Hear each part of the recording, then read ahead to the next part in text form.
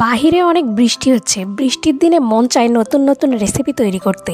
এজন্য বৃষ্টির দিনে তৈরি করে নিলাম নতুন একটা খিচুড়ি। এই খিচুড়িটা আমি তৈরি করব পাঙ্গাস মাছের তেল আর মাথা দিয়ে। আপনারা চাইলে অন্য মাছের তেল আর মাথা দিয়েও এই খিচুড়ি তৈরি করে নিতে পারবেন।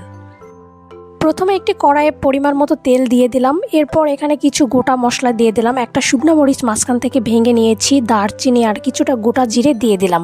এরপর এখানে দিয়ে দিলাম পেঁয়াজ কুচি। এবার পেঁয়াজটাকে খুব সুন্দরভাবে ভেজে নিতে হবে। আপনারা অবশ্যই আমার চ্যানেলটি সাবস্ক্রাইব করবেন আর ভিডিওটিতে একটি লাইক দিয়ে ভিডিওটি সম্পূর্ণ দেখবেন। পেঁয়াজটা খুব সুন্দরভাবে ব্রাউন কালার হয়ে গেলে এর ভিতর অ্যাড করে দিতে হবে আদা রসুন পেস্ট।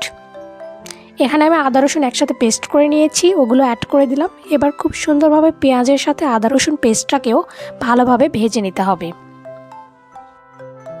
এবার এখানে আমি অ্যাড করে দিব সামান্য পরিমাণ হলুদের গুঁড়া, শুকনো মরিচের গুঁড়া আর দিয়ে দিব জিরা গুঁড়া। এখানে ভাজা জিরা গুঁড়ো দিয়ে দিলাম। এখানে আমি দুইভাবে জিরাটা দিলাম, আপনারা চেষ্টা করবেন দুইভাবে জিরাটা অ্যাড করার। এই সবগুলো উপকরণের তেলের সাথে খুব সুন্দরভাবে কষিয়ে নিয়েছি। এবার আগে থেকে ভেজে রাখা পাঙ্গাস মাছের মাথা আর তেলের অংশগুলো দিয়ে দিলাম। মাছের মাথা আর তেলের অংশগুলো আমি আগে ভেজে নিয়েছিলাম হালকা করে, ওগুলো দিয়ে দিলাম। এবার মশলার সাথে খুব সুন্দরভাবে এগুলো কষিয়ে নিতে হবে। এবার এখানে খুব সামান্য পরিমাণ জল অ্যাড করে দেব যাতে মশলাগুলো পুড়ে না যায়। এবার খুব সুন্দরভাবে গ্যাসের ফ্লেমটাকে মিডিয়াম ফ্লেমে রেখে এগুলো কষিয়ে নিতে হবে। এই খিচুড়িটা অনেক টেস্ট হয়ে থাকে, যেহেতু পাঙ্গাস মাছে অনেক তেল আছে এজন্য অনেক টেস্টি হয়ে থাকে এই খিচুড়ি।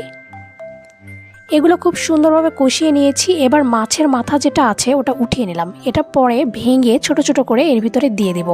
আমি এটা উঠিয়ে নিলাম। এবার এর মধ্যে অ্যাড করে দিলাম আগে থেকে সুন্দর করে ধুয়ে রাখা চাল আর ডালগুলো। চাল আর ডালগুলোকে খুব সুন্দরভাবে মাছের সাথে মিশিয়ে নিতে এবং ভেজে নেওয়ার জন্য আমি মাছের মাথাটা উঠিয়ে নিলাম।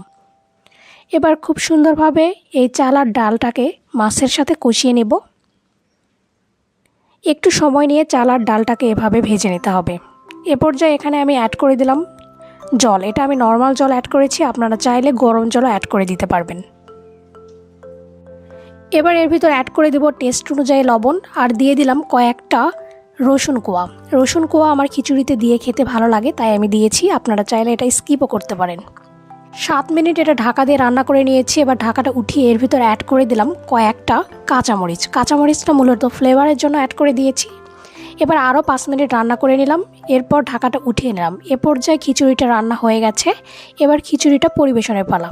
এখানে আমি পাঙ্গাস মাছের ভুনা আর বেগুনের ভর্তা নিয়েছি খিচুড়ির সাথে খাওয়ার জন্য। এগুলো দিয়ে এই খিচুড়ি খেতে আমার ভীষণ ভালো লাগে। তো ভিডিওটি আপনাদের কেমন লাগলো তা অবশ্যই আমাকে জানাবেন। আর এই রেসিপিটা অবশ্যই বাড়িতে একবারের জন্য হলেও ট্রাই করবেন। সবাইকে ধন্যবাদ।